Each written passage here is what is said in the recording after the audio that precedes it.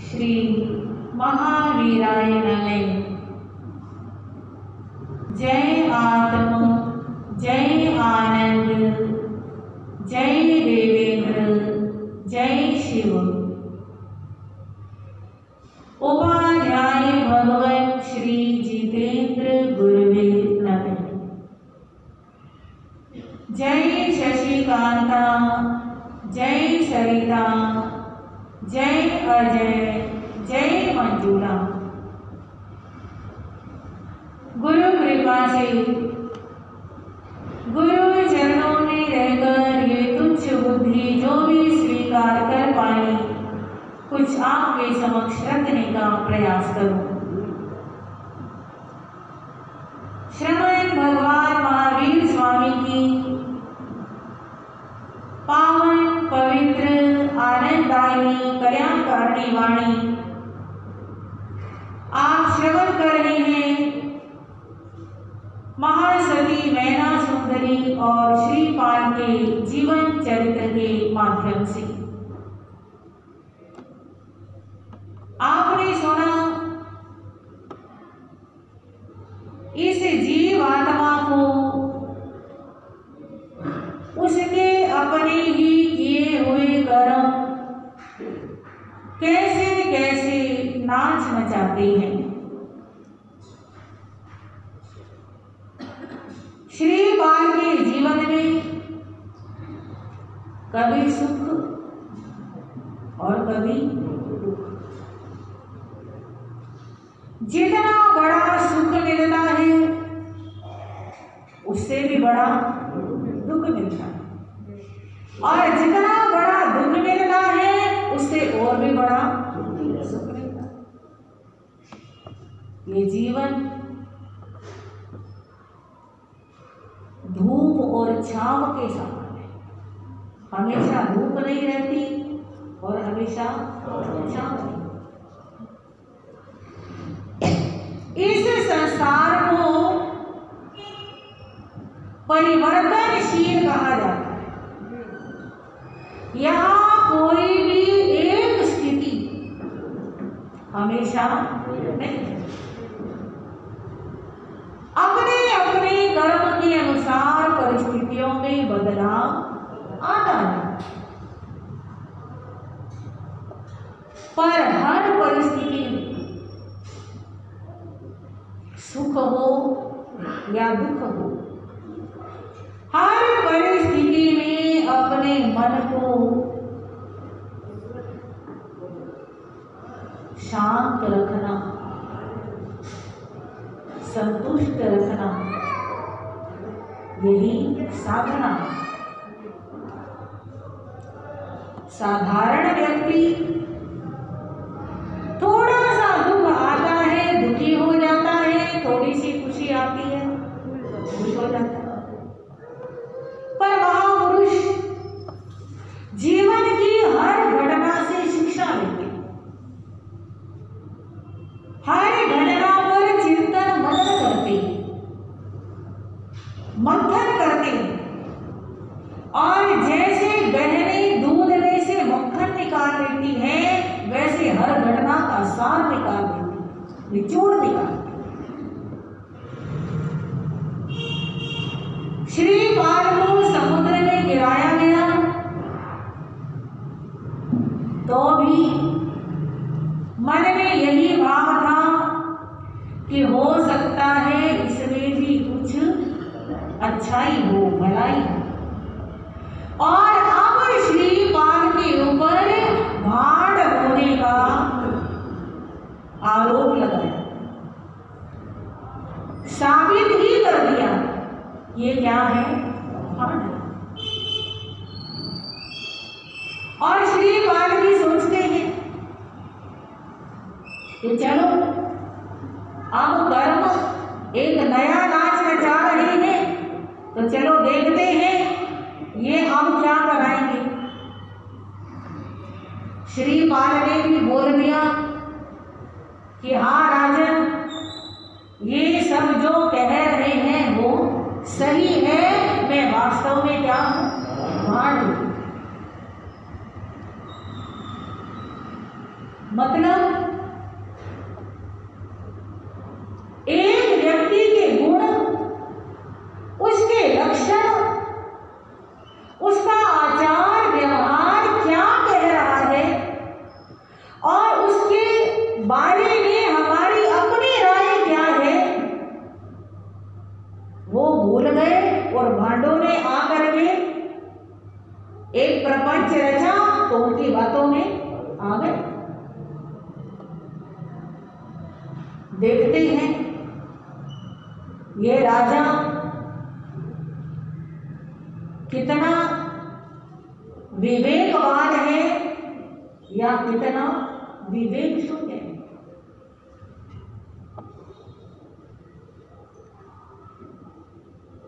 अपने भाग्य की परीक्षा और राजा की बुद्धि की परीक्षा, उसके विवेक की परीक्षा। श्रीपाल जानते हैं कि मेरे साथ तो जो होगा वो अच्छा ही है। इस बहाने कुछ लोगों की परख हो गई। राजा ने मृत्यु दंड सुना दिया। राजा की बेटी गुणमाला, जिसका श्रीपाल के साथ विवाह हो चुका है,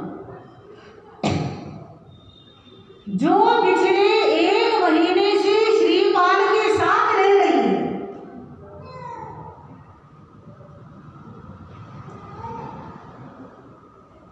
उसे पता चला कि मेरे पति को मृत्यु दंड तुरंत आती है, पिता को मनाती है और जब लगता है कि ये मानने वाले नहीं तो बोल दिया कम से कम 1 रात, मेरे कहने से 1 रात का टाइम दिया।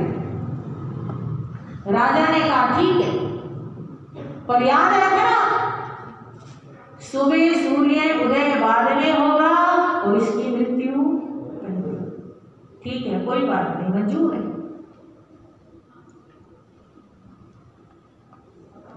श्रीपाल को जेल में बंद कर दिया गया है और गुणमाला राजा से परमिशन लेकर, राजा से आज्ञा लेकर श्रीपाल के पास आती है, श्रीपाल से मिलती है, श्रीपाल को कहती है स्वामी आपने मुझे खुद बताया है कि आप क्षत्रिय वंशी राजकुमार हैं और ये भी बताया है कि आपके अंदर करोड़ सुभटों का बल है, यानी करोड़ सैनिक एक तरफ, अकेला श्रीपाल एक तरफ, पलड़ा श्रीपाल का भाई। आपके किसी आचार से, व्यवहार से, किसी हरकत से, किसी बात से ऐसा अंदाजा नहीं लगाया जा सकता कि आप इस तरह के किसी कुल से संबंध रखते। फिर प्रभु आपने मेरे पिता को सच बताया क्यों नहीं? मेरे पिताजी तो पूछ रहे थे कि बोलो श्रीपाल, जो ये कह रहे हैं वो सच है या नहीं? आपको सच बताना चाहिए था, आपने सच बताया क्यों नहीं? श्रीपाल कहने लगा गुणमाला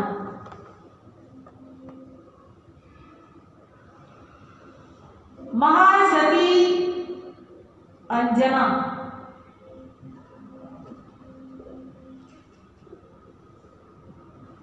जिनके पति उन्हें छोड़ करके चले गए और जो बिल्कुल सच्ची शुद्ध पवित्र सती सरकारी 12 साल के बाद एक बार पवन कुमार अंजना से मिलने आए और फिर चले गए। महासती अंजना ने गर्भ धारण किया। सास ससुर ने पूछा तो अंजना ने सच बताया था। और पवन कुमार की दी हुई अंगूठी भी दिखाई थी। क्या उस पर किसी ने विश्वास किया? ससुराल वालों ने निकाल दिया, मायके आई, मायके वालों को भी सारी बातें बताई, उन्होंने तो विश्वास नहीं किया। सो नहीं किया। जिस माँ ने पैदा किया था, जो उसके पिता थे, उन्होंने भी विश्वास नहीं किया। जब अपना वक्त खराब आता है तो कोई सच्ची बात पर भी विश्वास नहीं। मान लो मैं उस समय तेरे पिता को बता देता तो भी उन्हें मेरी बात पर विश्वास नहीं होगा। मैं तो बता ही सकता था, और क्या प्रमाण दे सकता। अब तेरे पिता को विश्वास नहीं है तो इसमें मैं क्या कर सकता? कहते नहीं, मेरे पिता को गलत फहमी हुई है। इंसान ही तो है, इंसान से गलतियां हो जाती। मेरे पिता का समय खराब है, बुद्धि खराब है, विवेक समाप्त हो गया, इसलिए वो उन बातों की बातों में आकर ऐसा निर्णय ले बैठे। पर मेरी तरफ देखो, मेरा क्या बनेगा? अभी 1 महीना हुआ है विवाह को, मैं तो जीते जी मर जाऊंगी। क्या आपने मेरे साथ इसलिए विवाह किया था? रो रही है और कह रही है ठीक है, आप अगर कुछ नहीं कह सकते, कुछ नहीं कर सकते, तो मेरे को कोई ऐसा उपाय बता दो जिससे मैं इस गलत फहमी के ऊपर से पर्दा हटा सकूं। श्रीपाल ने कहा ठीक है, मैं उपाय बता देता। समुद्र किनारे जाना,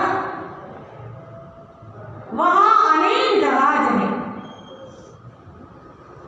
उन जहाजों में एक 7 मंजिला जहाज है। उस जहाज के पास जाना और आवाज लगाना, मदन सेना और रत्न मंजूषा, वहां पर मेरी 2 रानियां हैं। आप उन रानियों से मेरा असली परिचय जान सकते। कहते हैं ना, जैसे हीरा अपने मुंह से नहीं कहता कि मेरी कीमत क्या है, ऐसे ही मैं अपने मुंह से अपने बारे में नहीं बताऊंगा। अगर मेरे बारे में जानना है तो उनसे पूछो। कहते ठीक है, और क्या चाहिए? ये तो बहुत अच्छी चीज मिल गई। उसी समय आधी रात को घोड़े पे सवार हुई और सवार होकर के घोड़ा दौड़ा दिया, पहुंच गई समुद्र के किनारे। 7 मंजिला जहाज देखा, वहां खड़े होकर आवाज लगाने लगी, ओ मदन सेना और रत्न मंजूषा, जल्दी से बाहर आओ। 1 बार आवाज लगाई, 2 बार लगाई, उन दोनों ने सुनी। मन में विचार करती है, ये अनजाना देश, अपरिचित स्थान, हम यहाँ किसी को नहीं जानते, कोई हमें नहीं जानता, पर फिर हमारा नाम लेकर कौन पुकार रहा है आधी रात के समय? और किसी महिला की आवाज है, जरा देखे तो सही कौन है। हालांकि अनुमान उन्हें भी था, क्योंकि चक्रेश्वरी देवी ने बताया था कि तुम्हारा तुम्हारे पति से 1 महीने के बाद क्या होगा? संयोग। एकदम खिड़की में से बाहर झांक करके देखा, और जैसे ही बाहर झांक करके देखा, गुणमाला कहती है जल्दी से नीचे आओ, समय नहीं है, फटाफट नीचे आओ। और वो दोनों दौड़ के नीचे आती। पूछती है तुम कौन, हमें किसने बुलाया? गुणमाला कहने लगी हाथ जोड़कर, उनको प्रणाम करती है और कहती है समय बहुत कम है, काम बहुत बड़ा करना है। क्या काम करना है? अपने पति श्रीपाल के प्राण बचाने हैं। श्रीपाल के प्राण बचाने तुम उन्हें जानती हो? कहते हाँ मैं जानती ही नहीं, वो 1 महीने से मेरे पास ही है, वो मेरे पति है, मेरे पिता ने मेरा विवाह उनके साथ किया। सारी कहानी सुनाई। ऐसे ऐसे दरबार में बैठे थे, भांड आए, आकर के ऐसे ऐसे बोला और मेरे पिता ने श्रीपाल को मृत्यु का दंड दे दिया, इसलिए जल्दी से चलो, श्रीपाल का असली परिचय दो।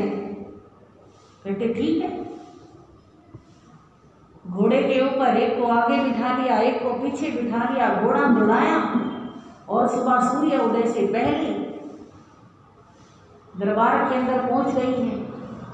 घंटा बजा दिया है, दरबार लग गया है, सबको बुला लिया है और गुणमाला कहती है पिताजी आपके मन के अंदर जो ये संशय आया है कि श्रीपाल भांड है, इस संशय का निवारण अभी हो जाएगा। श्रीपाल की मेरे से पहले की 2 पत्नियां आपको श्रीपाल की सच्चाई बताएं। वे दोनों सामने आती हैं, राजा को प्रणाम करती है, कहती है हे पिता तुल्य राजन, श्रीपाल एक ऐसा सूर्य है जिस पर हजारों बादल भी आ जाए तो भी उसका प्रकाश छुप नहीं सकता। श्रीपाल के ऊपर संकटों के बादल आए हैं तो भी उसके कुलशील को छुपाया नहीं जा सकता। श्रीपाल चंपापुरी का राजकुमार है,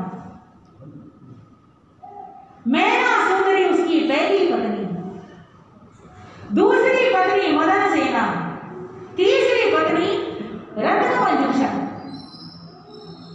और ये धवल सेठ अति नीच है, पापी है, लोभी लालची, काम वासना का मारा हुआ दुराचारी है। इस धवल सेठ का हमारे पति ने कुछ नहीं बिगाड़ा, हमेशा इसका साथ दिया, इसके जहाज चलाए। मदन सेना कहती है मेरे पिता से धवल सेठ को बचाने वाले कौन है? श्रीपाल है। रतन मंजूषा भी कहती है कि हमारे राज्य के अंदर भी कर चोरी के अपराध में धवल सेठ पकड़ा गया था तो भी श्रीपाल ने बचाया। पर इतने उपकारों का बदला उस धवल सेठ ने कैसे दिया? पहले तो हमारे पति को समुद्र में धकेल दिया, समुद्र में धकेलने के बाद हमारे पास आया, हमारे सामने गलत गलत बातें करने लगा, हमारे धर्म को खराब करने की कोशिश करने लगा। वो तो धर्म रक्षक देवी देवताओं ने हमारी रक्षा की, वरना हम भी जीवित नहीं होते। ये धवल सेठ बहुत नीच है। और राजन ये जो भांड आए हैं, इन्होंने ये जो कांड किया है, इसके पीछे भी कौन है? धवल सेठ है। आप तहकीकात करो राजन, आप पड़ताल करो, जल्दबाजी में निर्णय मत लो। हम आपको बताते हैं कि श्रीपाल निर्दोष है, श्रीपाल उज्ज्वल है, निर्मल है, उसका वंश विमल है।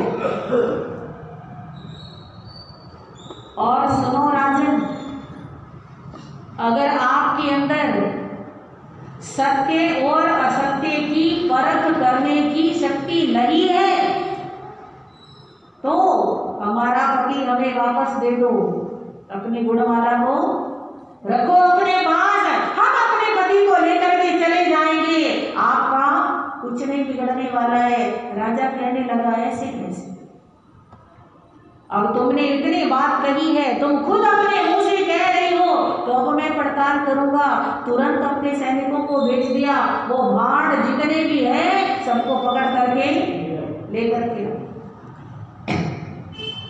अब राजा के सैनिक फैल जाते हैं सब तरफ, और भाटों को भी पता चल गया कि हमें पकड़ने के लिए राजा के सैनिक आ रहे हैं।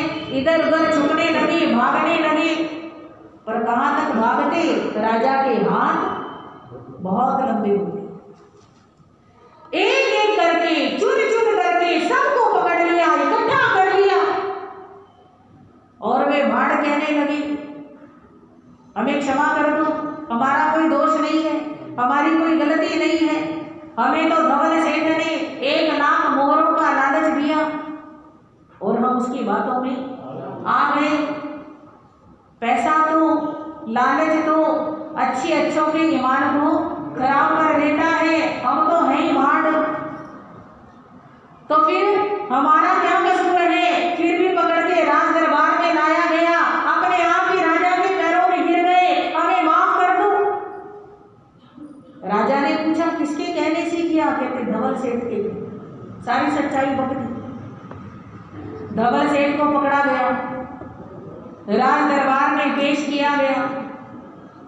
राजा ने धवल सेठ को अच्छी फटकार लगी। धवल सेठ, तुम्हें शर्म आनी चाहिए, श्रीपाल तुम्हें पिता के समान आदर देता है और तुमने ऐसी नीच हरकत की। तुम तो इंसान कहलाने के भी अधिकारी नहीं हो, और तुम्हें तो देखने मात्र से, तुम्हारा तो नाम लेने मात्र से इतना पाप लगे कि व्यक्ति नरक में चला जाए। इतने गंदे तुम्हारे विचार हैं, तुम्हारे कार्य हैं, और आज मैं भरी सभा में ऐलान करता हूँ, इन सारे भांडों को और धवल सेठ को क्या दिया जाए? मृत्यु दंड दिया जाए, इन सबको मौत के घाट उतार दिया जाए। जल्लादो, इन्हें ले जाओ और सबको मारो। आज ये धवल सेठ श्रीपाल के साथ ऐसा कर सकता है, तो कल औरों के साथ भी कैसा है? ऐसे व्यक्ति को जीवित रहने का कोई अधिकार नहीं। राजा ने मृत्यु दंड सुनाया और श्रीपाल सामने, पिताजी, धवल सेठ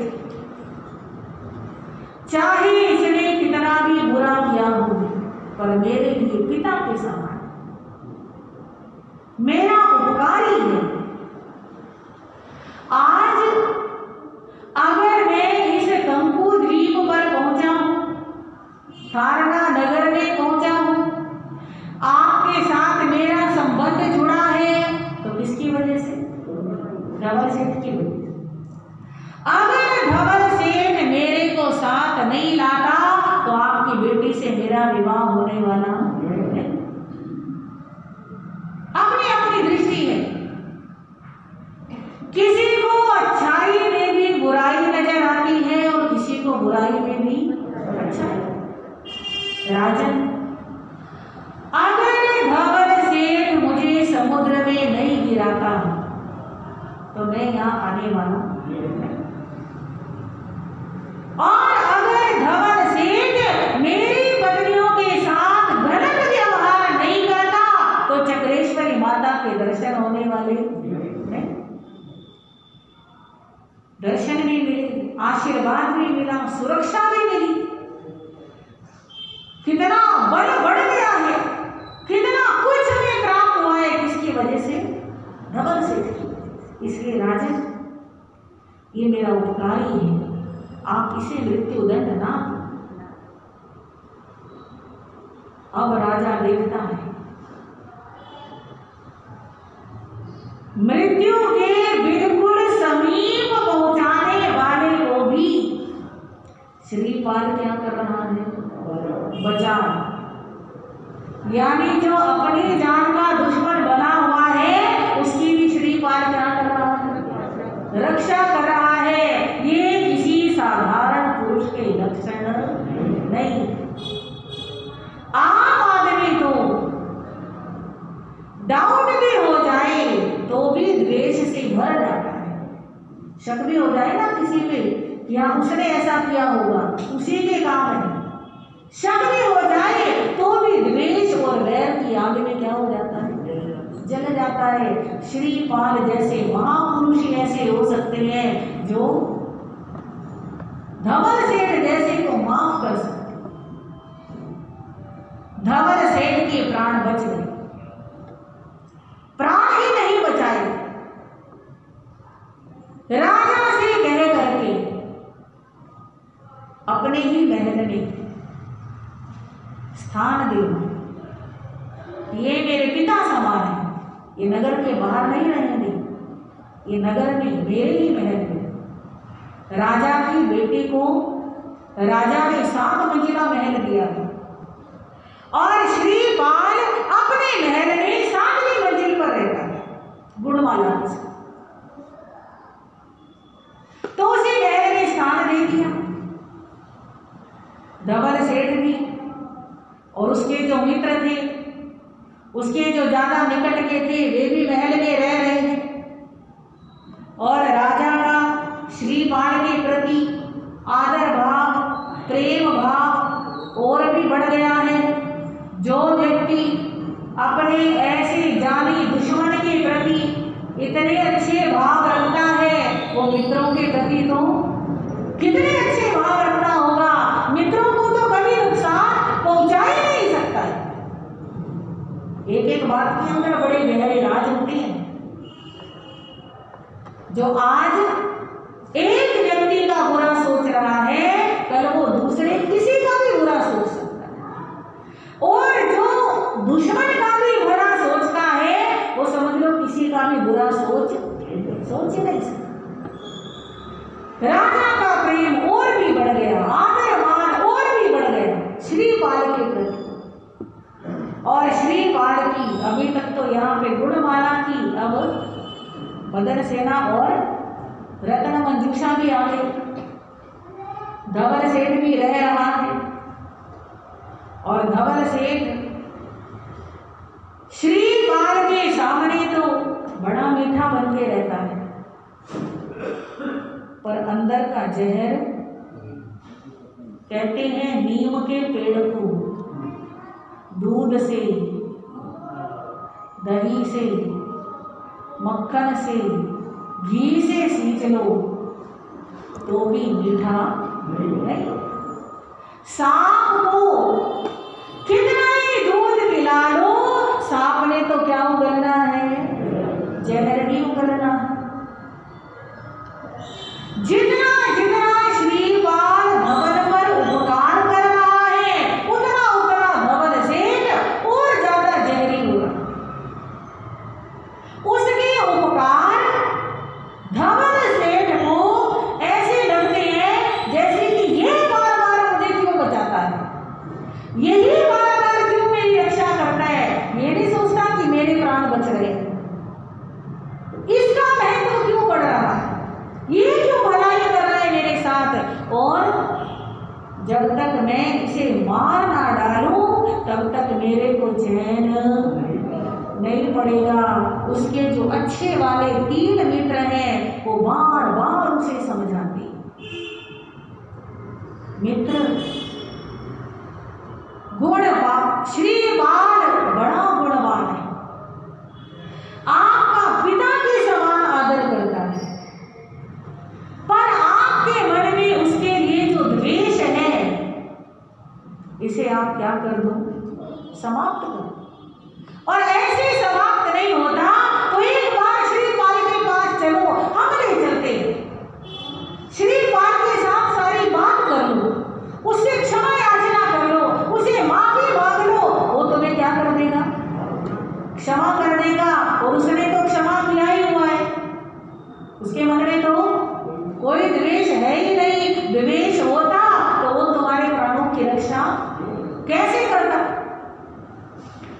पर आपके मन को शांति मिल जाए, मन के अंदर जो गुबार भरा हुआ है, जो द्वेष भरा है, जो आग जल रही है, जब आप श्रीपाल के साथ खुल करके बात कर लोगे, क्षमा याचना कर लोगे, तो वो आग क्या हो जाएगी, बुझ जाएगी। पर ऐसे समझाने से अगर कोई समझ जाए तो नरक तिर्यंच आदि के दरवाजे बंद हो जाए। हाँ जी, धवल सेठ समझने को तैयार नहीं है। और जो एक कुमित्र है ना, वो पंपिंग करता रहता है, आप क्यों क्षमा मांगोगे? आपको क्या पड़ी है श्रीपाद से क्षमा मांगने की? आपका कौन सा काम अटक रहा है उसके बिना कोई क्षमा नहीं मांगनी? ऐसी व्यक्ति को तो सच में मार डालना चाहिए। वो साथ दे रहा है। जब वे तीनों समझाते हैं, धवल सेठ समझता तो नहीं, पर थोड़ा सा धीमा जरूर पड़ता है, पर जितना वो धीमा पड़ता है वो कुमित्र उंगली लगा के उतना ही और ज्यादा भड़का देता है। आखिर धवल सेठ से रहा नहीं। आधी रात का समय, नींद नहीं आ रही।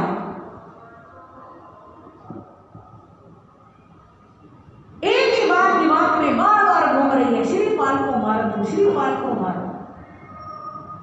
आखिर उठ के खड़ा हो गया, एक कटार ले ली, कटार को लेकर के श्रीपाल के महल के ऊपर चढ़ने की कोशिश करता है, पर कदम कदम पे पहरे था।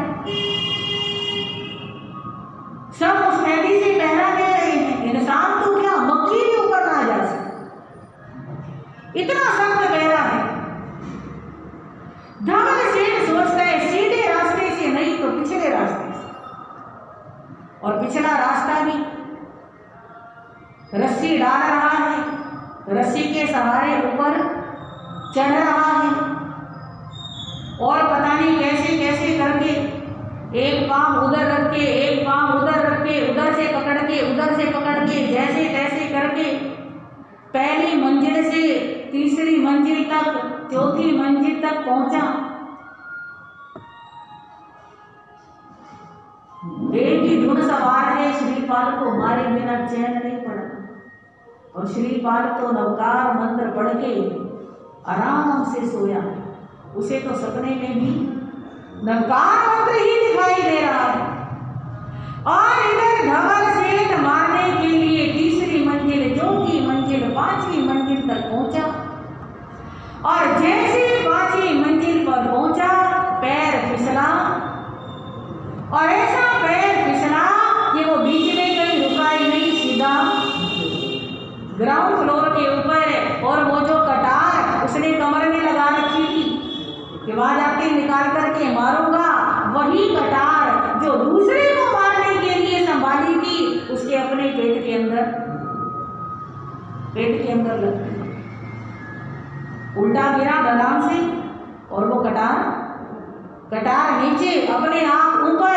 जितना वजन था तो वजन ही उसके लिए क्या बन गया, दुश्मन बन गया। और उसी समय रोता हुआ, बिलखता हुआ मृत्यु को प्राप्त।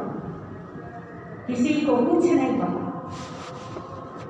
सुबह हुई, दिन निकला, जमादार सफाई करने के लिए आए,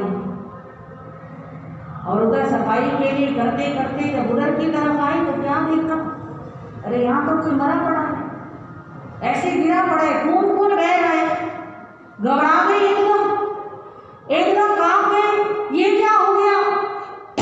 तुरंत दौड़े राजा के पास आए। राजन, अपने श्रीपाल के महल के पिछवाड़े में जमीन के ऊपर कोई मरा पड़ा है, कोई गिरा पड़ा है, जल्दी जल्दी आओ। सारे के सारे आ गए, और सबने आकर के देखा, ये तो कौन है, वही नीच और पापी है। उसे वहां पर इस दशा में मरा हुआ देखकर सब समझ गए कि रात को ये यहाँ पहुंचा, कटार लेकर ऊपर चढ़ रहा होगा, नीचे गिरा, और वो कटार इसको क्या हो गई, आर पार हो गई है, और जरूर ये श्रीपाल को ही मारने जा रहा होगा। सब थू थू कर रहे। श्रीपाल ने कितने उपकार किए, और ये कैसा दुष्ट है, नीच है। श्रीपाल भी आ गया।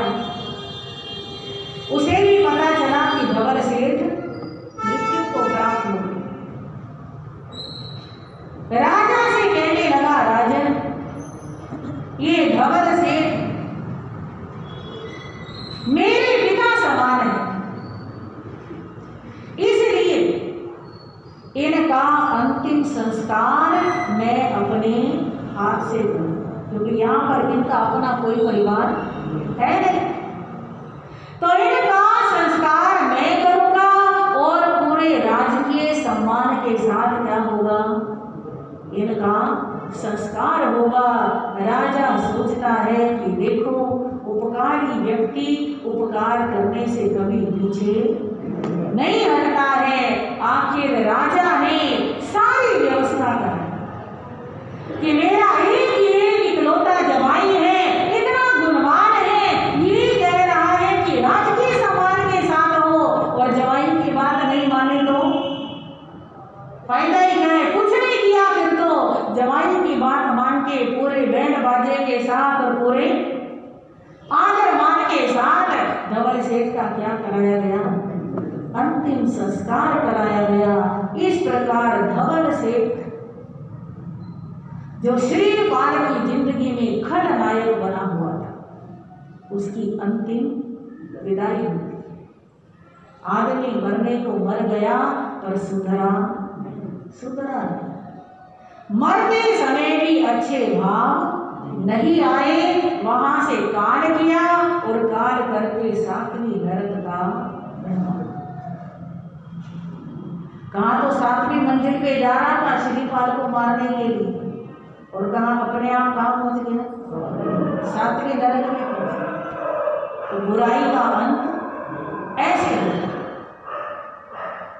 हमें शिक्षा देते हैं आचार्य, कभी किसी का बुरा सोचना भी नहीं, चाहे कोई हमारे साथ लाख बुराई भी करता तो भी उसका बुरा नहीं सोचना। धवल सेठ ने श्रीपाल को कितनी बार मारने का प्रयास किया, पर श्रीपाल के पुण्यों ने उसकी क्या करी, रक्षा करी। श्रीपाल का बाण भी बांका नहीं हुआ। ऐसे ही अगर हमारे साथ हमारी अच्छी भावनाएं हैं, हमारे साथ महामंत्र नवकार है, धर्म की शक्ति है, वो हमारी रक्षा कर रही है, तो कोई हमारा जाकर भी कुछ बिगाड़ नहीं सकता है। इसलिए दूसरे पर द्वेष नहीं रखना। जितनी एनर्जी दूसरे पर द्वेष रखने में वेस्ट करते हैं, उतनी एनर्जी अपना पुण्य बढ़ाने में लगाए, अपने आप का बल बढ़ाने में लगाए। धर्म का बल साधन हो तो कोई कुछ बिगाड़ नहीं सकता है। श्रीपाल की दिन दूनी रात चौगुनी उन्नति हो रही। 4 विवाह श्रीपाल के हो चुके हैं और भी अनेक विवाह होते हैं। आगे की कहानी बहुत शॉर्ट में आपको सुनाई जाएगी। आज होली तक का 8वां दिन है, कल 9वां दिन है। कल इस आगे की कहानी को संक्षेप में सुनाया जाएगा। आप आ रहे हैं, सुन रहे हैं, लाभ ले रहे हैं, इसी प्रकार लाभ लेते रहें।